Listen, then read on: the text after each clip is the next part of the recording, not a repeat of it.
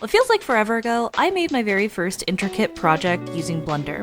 Now I've already aired some grievances about that particular beast, but I was, and still am, very proud of this little heart cake that I made for Valentine's Day. True to form, I'm trying to create something for a particular holiday the week before said holiday. But whatever, it's not like I want to sell these little bastards or anything. Now to make this intricate heart cake, I needed to start with a basic heart shape. Last year, I had such a hard time with it and had to ask for help via my genius CAD fiance. Honey, you mean Hercules! And it's gorgeous, but I need something a little more yuck. Damn, boy!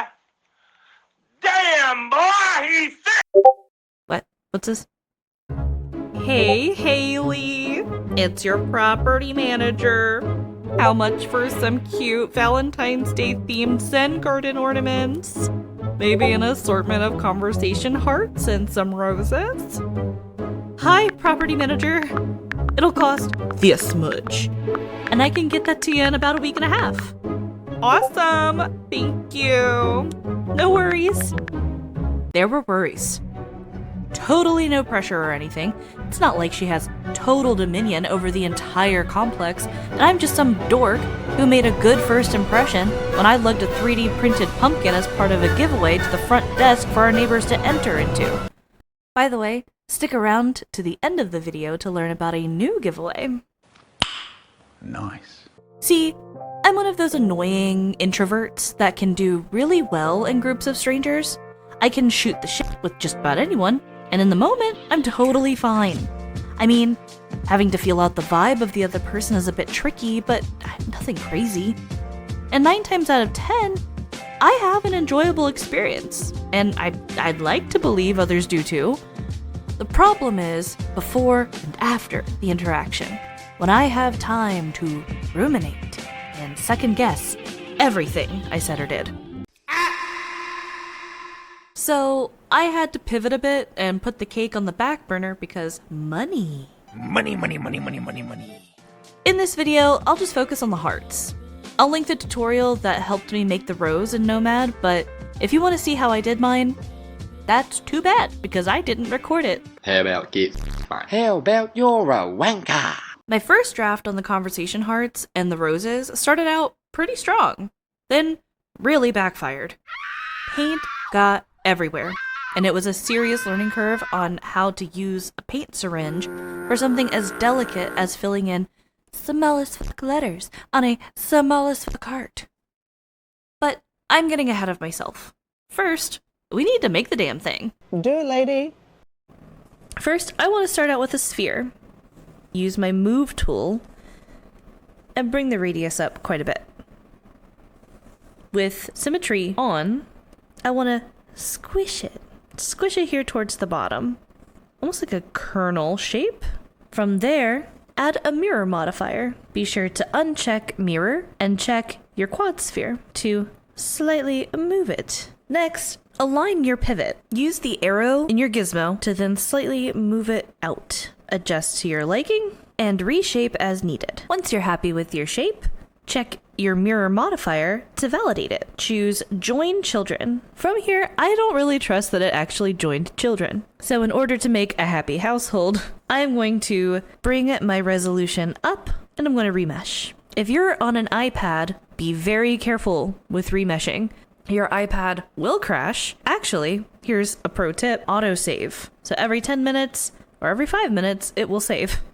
This has saved me a lot. Once it's properly remeshed, turn on your symmetry for planes X and Z. Use your smooth tool just to smooth down that crack and any other imperfections. Sometimes you have to delete some of your polys in order to get a smoothest possible finish. Now right now, this looks like a nice juicy ass, but we're gonna get rid of it. Take your trim tool, make sure that you have it on line, and go to the very top of your heart. Make sure to uncheck your X plane, and towards the very middle of your project, cut until you have but a sliver of a heart. Next, go to Gizmo. I like to reset my pivot as I do this. Take the blue ball and just stretch it out. And to ensure that we have a completely even 3D print, we're gonna trim it again. Perfect.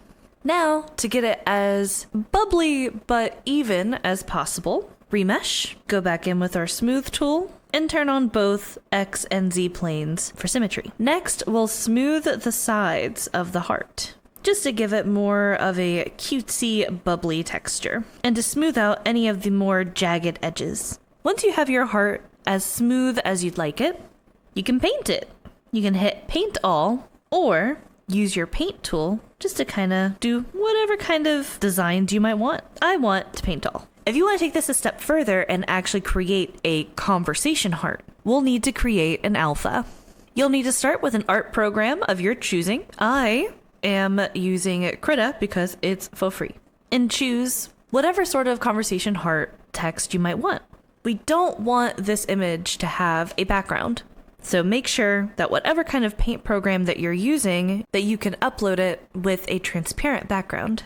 Go back into Nomad and use your mask tool. Once you have your alpha, go to mask settings up here in the right-hand corner. Go over to your alpha tab and import your alpha. You'll be able to find it down here. We're going to voxel remesh in order to make this a very detailed heart. We'll use our select mask tool and use the line. In order to get this particular alpha as straight as possible, I'm going to create a set of guidelines for myself. By the way, if you know a better way how to do this, please let me know. Next, we're going to make sure that our stroke option is lock radius and our fall off is 1. Then we're going to slowly drag up our alpha. It might take a minute to get it exactly where you want it. Sometimes I have to scroll out in order to get the correct size I need. Once you're happy, use your select mask tool again and select unmask. Use your mask tool one more time and invert. Going to the bottom of your heart, use your gizmo to then gently drag this up just a little bit. Use your smooth tool. And I just want to bring down the sensitivity, bring down the radius, and just gently go over your words to give it that cutesy, almost bubbly look.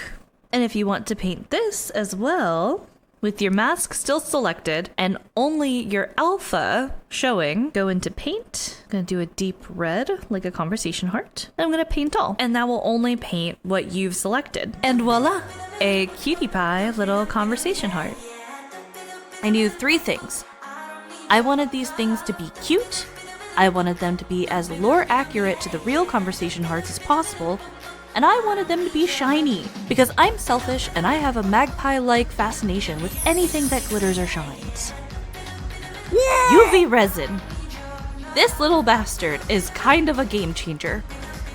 I got so hung up on the fact that my hearts had layer lines at the top, no matter what sort of ironing I did.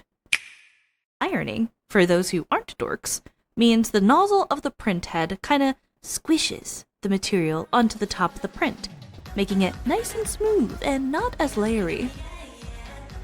And I get it, 3D printing will come with layer lines. Most of the time, unless you're a fucking wizard with the settings or have a Bamboo Lab printer. I understand if it's a practical part or something that just needs to be functional, but I want something pretty and shiny. Using UV resin isn't as easy as I thought it might be. These bubbles are a pain in my ass for real. I've learned you have to be mindful of the temperatures before curing your resin projects. After taking a flame to it, let it sit for a bit and cool off before curing. I'm lucky and have a curing station that I bought along with my resin printer, but I've seen a bunch of people use UV lamps used for nails. And that's it! Cute Valentine's Day hearts! My property manager loved her traditional ones, and I was happy because it gave me some good ideas to sell different sets. Why is it spicy? I started this whole project off with wanting to redo the cake box, and there's a super fun reason for that this Valentine's Day. I'm trying to reach as many people as possible because I really believe anyone who wants to pursue 3D modeling can do it without any sort of aid from AI. Ew, David! And I don't want people to be as afraid as I was to start. I'm gonna link some excellent sources in the description below if you want way better tutorials than this one. I want to hold a Valentine's Day giveaway. You'll have the option to either win a Legacy Heart Box or a new and improved one. I'll unveil the new one later this month. This is totally free, even the shipping. I had so much fun doing the Halloween giveaway last year and was struggling to come up with another giveaway idea this year. So, when the winner of said Halloween giveaway suggested doing a heart box, I was like, that's fucking genius. Can I get a hell yeah? Can I get a hell yeah? Oh, shit! All you have to do is subscribe and comment down below. That's it. If you're a tryhard and want multiple names in the wheel, I'll include our link tree in the description so you can follow us on all of our socials. Every new subscriber or follower is automatically put on the wheel, and if you're an older subscriber, all you have to do is comment. At the end of this month, I'll post a video announcing the winner. Thank you all for watching. Allow yourself to make bad art. Or don't. I'm not your mama. Okay, bye!